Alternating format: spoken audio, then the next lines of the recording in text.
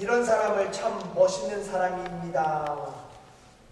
멋있는 사람이라고 부릅니다. 라는 인터넷에 올라가 있는 글을 여러분에게 소개하면서 말씀을 시작하려고 합니다.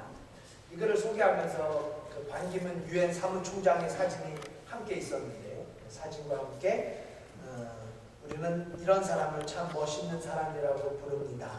아마 반기문 총장님이 연설에서 인용하지 않았는가 하는 생각이 들기도 했었어요. 참 멋지고 좋은 글이에요. 첫 번부터 11가지가 있는데 꼭 오늘 한 가지라도 여러분에게 해당됐으면 좋겠어요. 우린 이런 사람을 참 멋있는 사람이라고도 부르지만 저는 이런 사람을 참 믿음의 사람이라고 부르고 싶었습니다. 아주 깊은 연관이 있었기 때문에 한번 잘 들어보세요. 1번, 할 수 있습니다 라는 긍정적인 사람. 2번, 제가 하겠습니다 라는 능동적인 사람. 3번, 무엇이든지 도와드리겠습니다 라는 적극적인 사람. 4번, 기꺼이 해드리겠습니다 라는 헌신적인 사람. 정말 교회에서 필요한 사람들이에요. 이 중에 하나라도 오늘 여러분들 연습할 수 있었으면 좋겠어요. 5번, 잘못된 것은 즉시 고치겠습니다 라는 겸허한 사람. 6번, 참 좋은 생각이십니다 라는 수용적인 사람. 7번, 이렇게 하면 어떨까요 라는 협조적인 사람. 8번, 대단히 고맙습니다 라는 감사할 줄 아는 사람. 9번, 도울 일이 없습니까? 라고 물을 수 있는 여유 있는 사람. 10번, 지금 해야 할 일이 무엇입니까? 라고 이를 찾아 할 줄 아는 사람. 여러분 마지막 11번이 있었는데 이런 거예요. 11번, 또 어떤 사람이 있을까요? 우리 하상한 회의 때도 필요한 것 같아요. 그렇죠? 저는 설교자이니까 이런 생각이 들었습니다. 11번, 하나님의 말씀을 잘 듣고 은혜 받았습니다 라고 말하는 믿음의 사람. 네? 저는 목회자니까요. 이런 생각이 들 수밖에 없었어요. 믿음은 들음에서 나기 때문에 정말 믿음의 출발점은 들음에서 있다는 것이 성경의 선언인데요. 우리 교회가 잘 듣는 교회, 특히 이 하나님의 말씀을 잘 듣는 교회, 그런 성교. 물론 잘 전하는 것도 당연히 중요하지만요, 정말 잘 듣는 성교. 여러분, 제가 작년 2013년도 한 해를 보내면서 제가 가장 좋은 설교를 한 주가 언제인지 아세요? 가장 좋은 설교를 한 주가 12월 29일 마지막 주일이었어요. 이 주일이 없었다면 좋은 설교를 하지 못했었을 거예요. 마지막 주일. 우리 정년님도 허그해 주시고 많은 분들이 1년 중 가장 좋은 설교를 했다고 말씀을 해주셨는데 제가 얼마나 당황했는지 몰라요. 왜냐하면 가장 준비를 많이 못했던 주일이었기 때문입니다. 솔직한 거예요. 근데 왜 제가 가장 좋은 설교를 했을까요? 이미 그 주일에 우리 이정우 부교님께서 대표 기도 중에 사관이 설교 준비를 많이 못했을 거라고 그런 기도도 해주셨어요. 마음 문을 열게 해달라고. 여러분이 다 알고 계셨습니다. 제가 그 주가 겨울 내내 얼마나 바빴는지 잘 알고 계셔서 이미 말씀을 전하기도 전에 마음 문을 활짝 열어주셨어요. 그래서 1년의 마지막 주일 가장 좋은 설교로 한 해를 마감할 수 있었던 이유, 다 여러분의 귀하고 소중한 마음 때문이었습니다. 다시 말씀드려 여러분에게 이미 마음의 옥토밭을 준비해 주셨다는 말씀이죠. 그래요. 이것이야말로 믿음으로 맞이하는 새해 우리에게 필요한 가장 중요한 모습이 아닌가 생각이 들어요. 오늘도 여러분의 마음을 활짝 열어서 하나님의 말씀을 들으실 수 있기를 예수 그리스도의 이름으로 부탁드립니다. 저는 오늘 본문을 통해서 믿음에 대해서 묵상하면서 들음이 얼마나 중요한가에 대해서 생각하지 않을 수 없었습니다. 제가 지난주 이미 설명을 드렸으니까요. 바로 본문으로 들어가도록 할게요. 사실 오늘 본문에서 소개하고 있는 이 간절한 한 아빠의 기적, 죽을 것 같았던 아들이 살아날 수 있었던 그 기적의 출발점은 어디에 있었을까요? 본문의 47절이 그 해답을 우리에게 보여줍니다. 47절 중요한 단서 하나가 있어요. 함께 봉독해봐요. 47절 함께 했습니다. 시작. 그가 예수께서 유대로부터 갈릴리에 오심을 듣고 가서 청하되 내려오소서 내 아들의 병을 고쳐주소서 하니 저가 거의 죽게 되었습니다. 여러분, 이 간절했던 아버지가 예수 그리스도를 만나게 된 가장 중요한 이유가 무엇이었다고 성경이 증언해 줍니까? 들었다는 사실이죠. 들었어요. 그럼 뭘 들었어요? 예수의 오심을 들었습니다. 그럼 우리는 이런 질문을 던지지 않을 수 없습니다. 이 왕의 남자는 신앙인이 아니었어요. 무신론자예요. 아니, 왕의 남자예요. 헤로드 왕을 섬겼던 왕의 신하입니다. 근데 그가 예수에 대한 소식을 들었단 말이에요. 그리고 듣고 어떻게 했어요? 예수의 오심을 듣고 예수님께로 갔어요. 예수님 앞으로 달려갔어요. 그 다음 어떻게 했어요? 간청했어요. 청했습니다. 간구했어요. 예수님 앞에 간절한 마음으로 아들의 병 고쳐주심을 간구했어요. 그리고 예수님은 단 한마디의 말씀으로 다 죽어가는 아들을 고쳐주시는, 그렇게 두 번째 예수 그리스도의 표적을 보여주셨다고 오늘 성경은 우리에게 증언합니다. 그러므로 예수님의 두 번째 표적이 가능했던 그 기적의 출발점은 바로 한 아버지의 들음이었다고 해도 틀리지 않습니다.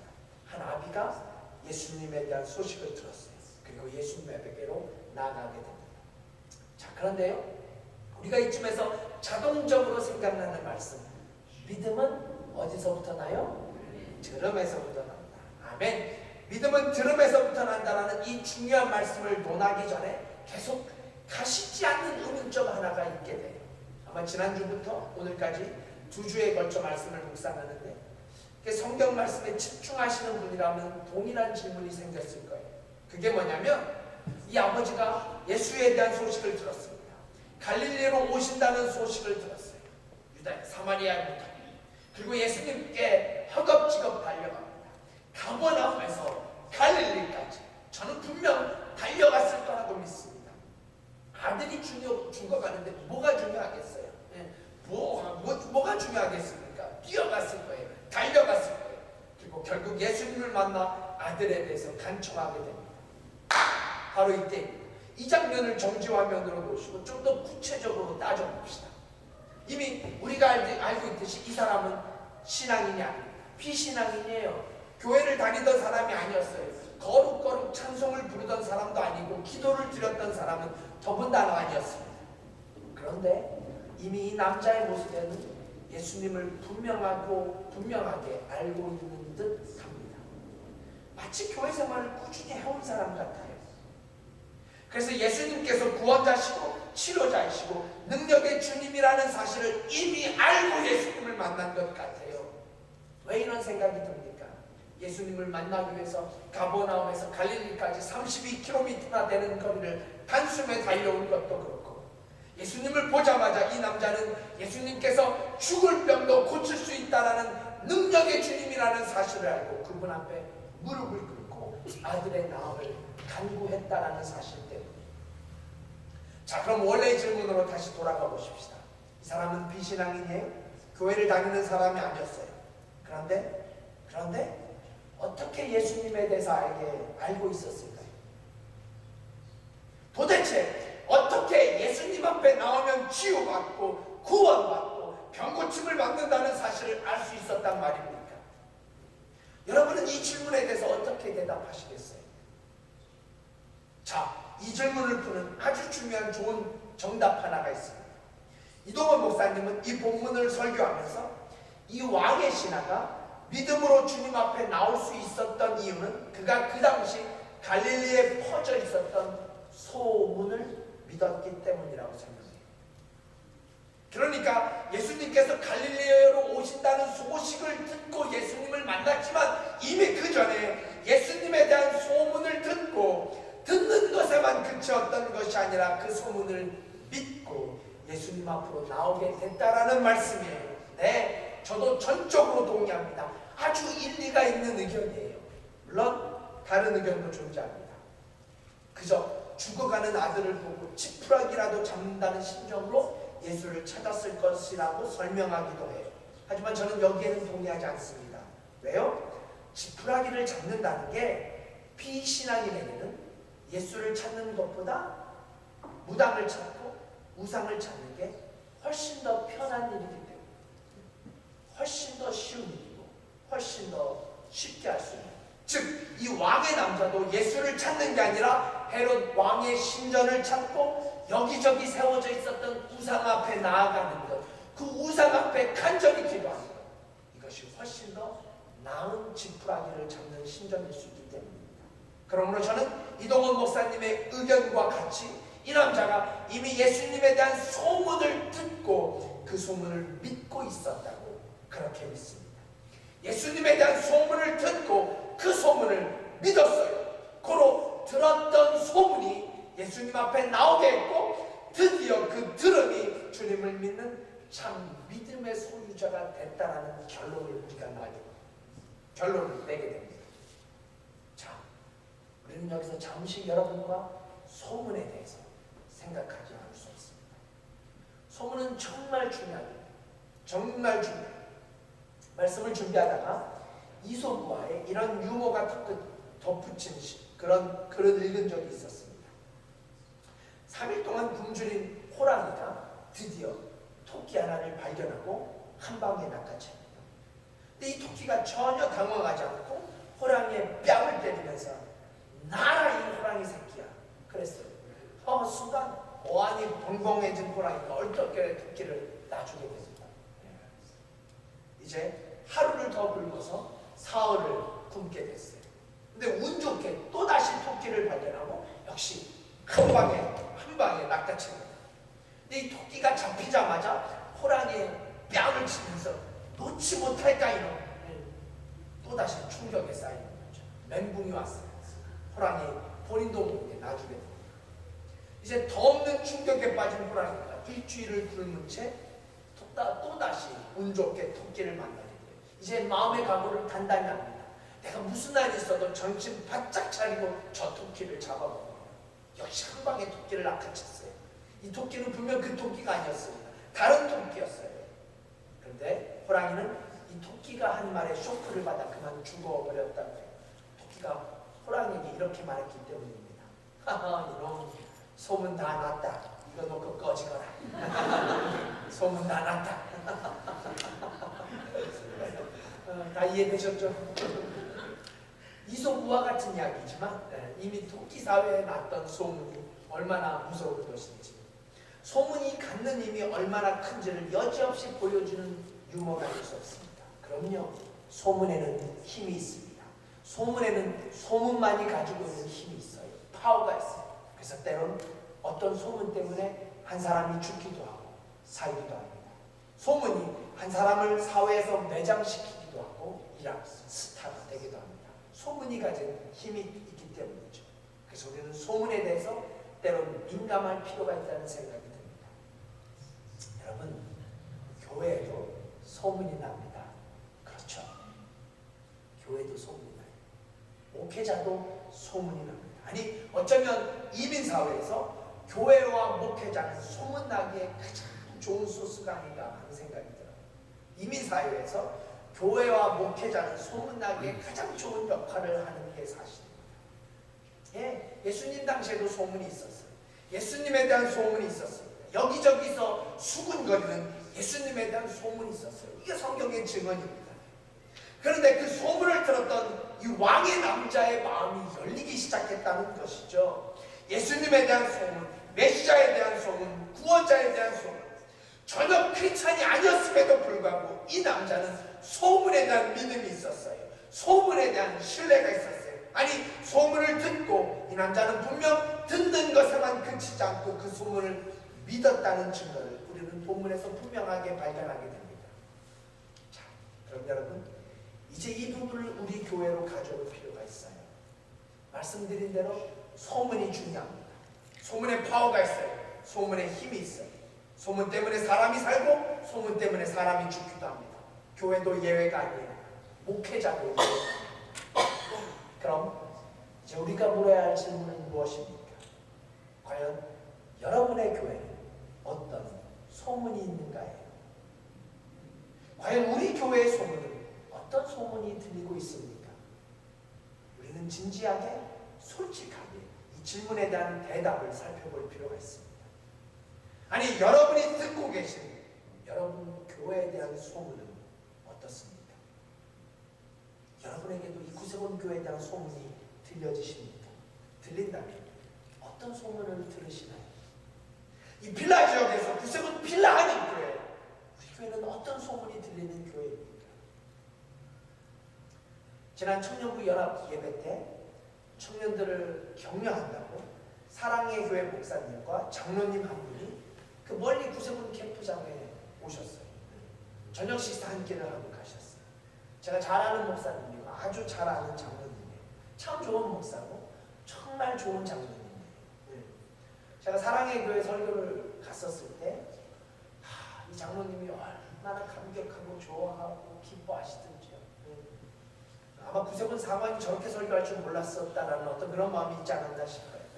구세군 사관도 설교를 하는 너무 감동을 받으셨어요. 그래서 제가 늘 차고 다니던 이 한국 국기 배지를 그 장로님에게 드렸었던 기억이 있습니다. 정말 좋은 장로님이신데요. 이 두 분이 오셔서 저녁 한 끼를 함께 들고 가셨어요. 이분이 그래요. 제가 그대로 전하는 거예요. 오해하지 마십시오. 그래도 구세군 교회 하면 박사관님 하면 필라에서 모든 분이 잘 알고 계신다. 사관님 하면 이제 필라에서는 정말 소문이 난다. 제가 그분들의 말을 그대로 옮기는 거예요. 잘난 척이 아닙니다. 정말 이해해 주세요. 네.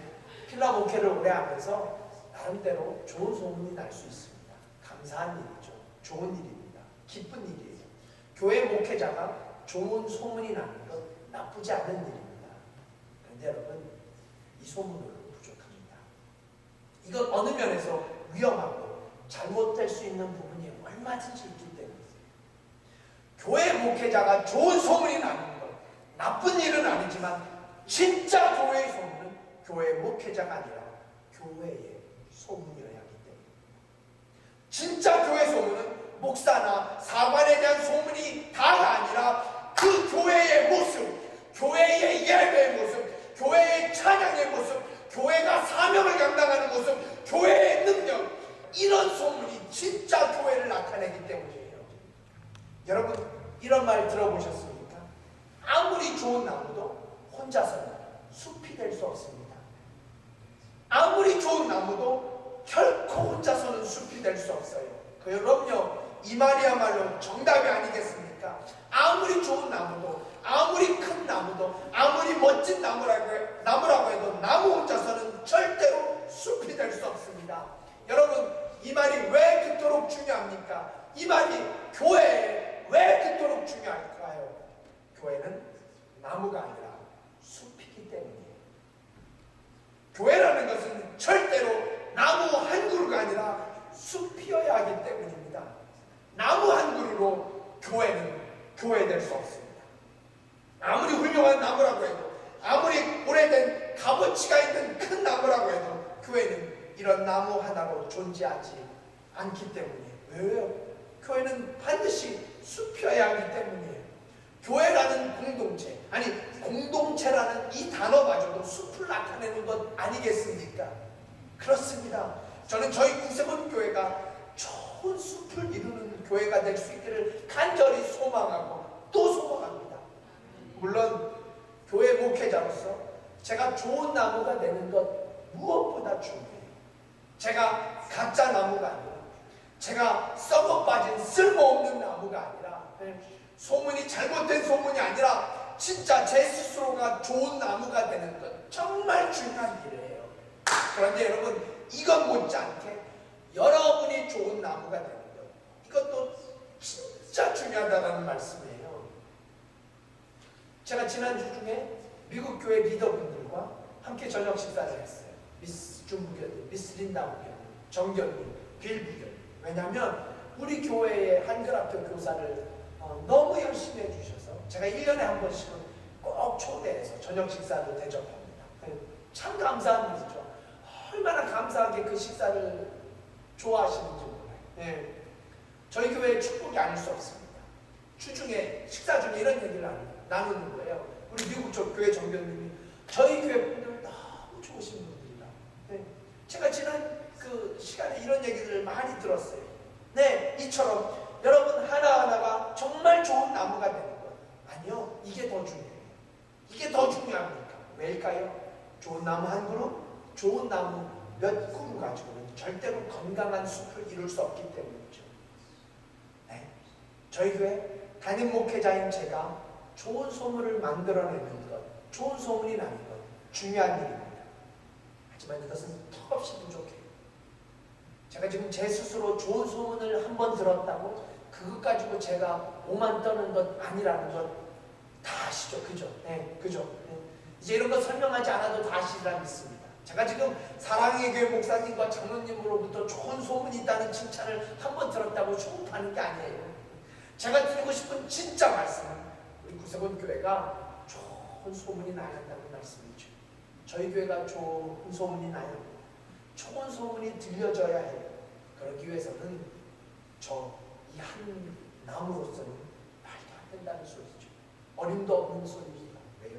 다시 한번 우리는 숲이어야 하기 때문에 우리 구세군 교회는 구세군 교회의 숲, 그것도 다 죽어가는 숲이 아니라 썩어져 있는 나무들이 즐비한 숲이 아니라 정말 건강한 숲, 아름다운 숲, 정말 보기 좋은 숲, 푸르고 푸른 숲. 그래서 세상의 공기를 맑게 해주고 지쳐있는 사람들의 안식을 누리게 하고 이 숲 때문에 자연이 살아나고 생명이 살고 건강한 숲 때문에 세상이 사는 그런 숲, 이런 숲으로 소문이 날 때 그래서 우리 교회를 통해서 죽은 영혼들이 다시 살아나고 잃어버린 영혼들이 회복되어지는 그런 하나님 보시기에 힘이 좋은 믿음의 공동체, 기쁨의 공동체가 될 줄 믿습니다. 사랑하는 구세군 피난민 교회는 소문은 특성상 나는 게 아니라 나아지는 것입니다. 그렇죠. 소문이라는 게 내가 낸다고 해서 나는 게 아니에요. 오해하지 마십시오. 제가 좋은 목회자라고 소문내고 다니지 않습니다. 제 스스로. 그런다고 해서 소문이 나겠어요. 소문은 내 의지랑 상관없이 나는 게 소문입니다. 그게 진짜 소문이에요. 무슨 말씀이에요? 우리 교회가 뭐 억지로 좋은 소문을 낸다고 해서 나는 게 아니라는 말씀이죠. 저희 교회가 이 지역에서 작지만 정말 의미 소중한 귀한 일, 이런 일들을 잘 감당할 때 이런 소문이 피라 지역에서 퍼져서 참 빛이 필요한 자들, 구원이 필요한 자들, 아니 기적이 필요한 자들이 오늘 본문의 주인공처럼 그 소문을 듣고 그 소문을 믿고 예수님을 만나는 놀라운 삶, 그런 사명을 잘 감당하는 저의 교회가 될 수 있기를 예수 그리스도의 이름으로 축복합니다. 자, 그럼 이제 여기서 한 걸음 더 나가서요. 네. 믿음으로 새해를 맞이하기 위해서 우리에게 필요한 것은 무엇일까요? 오늘 본문의 주인공을 통해서 우리가 반드시 배워야 될 믿음의 레슨, 그것은 바로 버림이라는 아주 중요한 단어입니다. 버림. 제가 오늘 찬양의 창문에 받았던 이유가 여기 있었던 것 같아요. 내가 사랑했던 것 내려놓고, 내가 주인 삼은 것 내려놓고, 버림. 오늘 본문의 스토리는 잘 알고 계시니까 오늘 본문의 주인공이 믿음의 사람이 되기까지, 불신앙의 사람이 신앙의 사람이 되기까지, 비신앙인이 참 신앙인이 되기까지 이 사람에게 필요했던 것은 바로 버림이었습니다. 버려야 했어요. 뭘 버려야 했습니까? 첫 번째로 자신의 위치를 버려야 했어요. 자신의 위치, 신분을 버려야 했어요. 그리고 두 번째로 자신의 생각도 버려야 했습니다. 자신의 생각을 버려야 했어요. 그리고 세 번째로 자신의 느낌을 버려야 했어요. 자신의 feeling을, 자신의 느낌을 버려야 했어요. 그리고 마지막 네 번째로는 자신의 경험을 버려야 했어요. 자신의 경험을 버려야 했어요. 이 네 가지를 버림으로써 이 남자는 진정 가장 중요한 것을 얻을 수 있었어요. 이 세상의 것들을 버림으로써 이 남자는 참 믿음의 사람이 될 수 있었습니다. 이것이 이 사람이 주인 삼았던 것들이었어요. 세상에서 자랑하는 것들, 세상에서 너무 중요하게 생각했던 것들, 그런 것들을 버리고 예수님 앞에 나올 때 드디어 믿음의 사람으로 세워지는 기적의 주인공이 돼서 믿음으로 삶을 맞이하는 놀라운 인생의 주인공이 되었다는 것이 바로 오늘 본문의 메시지가 아니던가요? 여러분, 제가 이 부분에 대해서는 오후 하사관 회의 때 조금 더 진지하게 여러분과 나누고자 합니다. 이미 시간이 많이 지났으니까요. 간단하게 이 부분을 정리하면서 오늘 말씀을 마치려고 합니다. 제가 지난주 이미 설명드린 대로 이 남자는 성공한 사람, 출세한 사람이에요. 왕의 남자예요. 부러울 것이 하나도 없는 엘리트 남자예요. 지금 식으로 말하면 BMW를 타고 뭐 벤츠를 타고 다니는 하이클래스예요. 우리 윤교자는 무슨 차? 로스로이스. 로스로이스를 탈 수 있는. 우리 예나 자매의 소원대로라면 포르쉐를 타고 다니는 그런 미남일지 모르겠어요. 근데 왜 이런 사람이 아무것도 아닌 것 같은 정말 보잘것없는 평범한 남자, 아니 평범 이하의 남자에게 와서 무릎을 꿇어야 한단 말입니다. 무릎을 꿇으면 예수가 꿇어야죠. 사정을 하면 이 남자가 아니라 예수가 사정을 하고 예수가 간청을 해야 하는데 이게 지극히 정상인데, 근데 오늘 스토리는 이 반대의 모습을 우리에게 보여줍니다.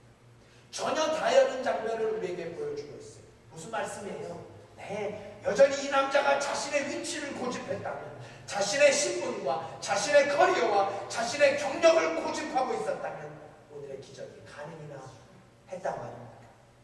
아니 이 사람이 여전히 이렇게 생각했다고 해보세요. 내가 누군데? 아니 저 사람은 누군데? 내가 BMW 타고 내가 벤츠 타고 다니는 사람인데 돈이 있어서 나는 개인 의사도 있고 돈과 권력이 있으면 뭐 개인 주치의도 다 있잖아요. 개인 비서도 있고. 이 사람은 그럴 충분한 돈이 있었던 사람이었어요. 누구에게 무릎을 꿇어본 적이 없었을지 몰라요. 오직 헤롯 왕 앞에서나 꿇지, 이름도 모르고 성도 모르고 단 한 번도 본 적이 없는 갈릴리 촌놈에게 내가 무릎을 꿇는다고? 여전히 이 남자가 이런 생각에 사로잡혀 있었다면 오늘의 이 기적이 누가 가능했다고, 누가 가능하다고 말할 수 있겠습니까? 또한 예수님께서 이렇게 말씀하셨어요. 이제 성경을 읽지 않을게. 제가 오늘은 좀 다른 스타일로 설교를 마치는데 50절에 보시면 예수님께서 이 남자에게 뭐라고 말씀하십니까? 내 아들이 살았다. 죽어가는 내 아들이 살았어. Your son will be alive. 내 아들이 살았다는 이 말. 이게 지금 무슨 미신입니까? 이 남자에게 이런 경우는 처음이었어요. 전혀 없었어요. 그동안 아들이 아프면 뭐 의사가 됐건 약사가 됐건 의사가 직접 아들에게 와서 진맥을 보기도 하고 청진기를 대보기도 하고 아니면 엑스레이를 찍거나 좀 심각하면 MRI를 찍어서 직접 보면서 의사의 설명을 들었죠. 이게 무슨 황당한 시츄에이션입니까? 내 아들이 나았다. 아니 그냥 말만 했는데 내 아들이 나았다고요? 제발 이러지 마시옵소서. 이러지 마시옵소서. 개콘의 한 장면처럼 하지 마시옵소서 하면서 내가 느낌하니까 일단 우리 아들을 좀 봐달라고. 당신이 무슨 말 하는지 전혀 느낌을 모른다고. 느낌 아니까가 아니라고. 내 느낌은 아니라고. 그게 아니고 내 필링. 이렇게 자신의 고집만을, 느낌만을 고집하고 있었다면 오늘의 기적은 불가능했을 게 분명합니다. 그렇습니다. 사랑하는 구성은 필라스님 여러분, 신앙은 느낌이 아닙니다. 믿음은 필링이 아니에요. 신앙은 느낌으로 믿는 게 아니에요. 잘 들어주십시오. 천국은 느낌으로 가는 게 아니에요. 느낌 아니까 천국 가나요? 구원은 느낌으로 가능한 게 아니라는 말씀이에요. 아무리 느낌을 알아도, 아무리 느낌이 통해도 구원은 예수 그리스도를 통하지 않고는, 저 십자가를 통하지 않고는, 예수의 보혈을 지나지 않고는, 이 하나님의 말씀을 통과하지 않고는 가능하지 않다는 사실을 우리는 반드시 잊지 말아야 합니다. 제가 오늘의 이 본문의 말씀을 마감하면서 제가 이제 마지막으로 믿음으로 맞이하는 2014년도가 되기를 간절히 소망하면서 여러분에게 이제 믿음으로 도전합니다. 여러분 올 한 해 믿음으로 한 해를 시작하고 믿음으로 한 해를 보내고 믿음으로 한 해를 그렇게 성공하고 싶다면 제발 경험에 의지하는 한 해가 되시지 않기를 주님의 이름으로 부탁드립니다. 경험을 의지하지 마십시오. 경험에 의지하고 버릴 수 있어야 합니다. 왜요? 우리가 의지해야 할 것은 경험이 아니라 예수 그리스도이시기 때문입니다. 우리가 의지해야 할 것은 내가 그동안 쌓아왔던 경험이나 노하우가 아니라 오직 예수, 오직 십자가, 오직 말씀. 우리가 진정으로 의지해야 할 것은 오직 이 하나님의 말씀, 하나님 한 분이기 때문입니다. 여러분, 오늘 본문의 이 남자가 자신의 경험을 버리지 못했다면 이 기적이 가능했었을까요? 아들은 죽어가죠. 하나밖에 없는 아들이 다 죽어가게 생겼어요. 그런데 그냥 가라고요? 아들이 살았다고요? 아니 이걸 어떻게 받아들이란 말입니까? 단 한 번도 보지 못했고, 단 한 번도 생각하지 못했고, 단 한 번도 경험하지 못했던 일. 하지만 이 왕의 시마에게는 자신의 경험을 버려야 했습니다. 자신이 경험하지 않았다는 경험을 버려야 했어요. 아니 자신이 경험했던 그 경험도 버려야 했어요. 그동안은 약으로 고쳤어요. 그동안에는 의사가 고쳐줬어요. 그동안에는 치료도 하고 병원도 다녔어요. 여러분 제발 오해하지 마십시오. 이런 게 필요 없다라는 말씀이 아니에요. 아니 우리 교회 간호사들이 얼마나 많은데 말도 안 되는 소리예요. 이런 경험은 하나도 쓸모없다라는 게 아니에요. 제가 오늘의 말씀을 마치면서 진짜 드리고 싶은 말씀은 때때로 우리가 믿음으로 반응해야 할 때, 진짜 믿음이 작용해야 할 때 삶의 상황 속에서 경험이 방해될 수 있다는 말씀이에요. 내 경험이 방해가 됩니다. 진짜 그럴 수 있어요.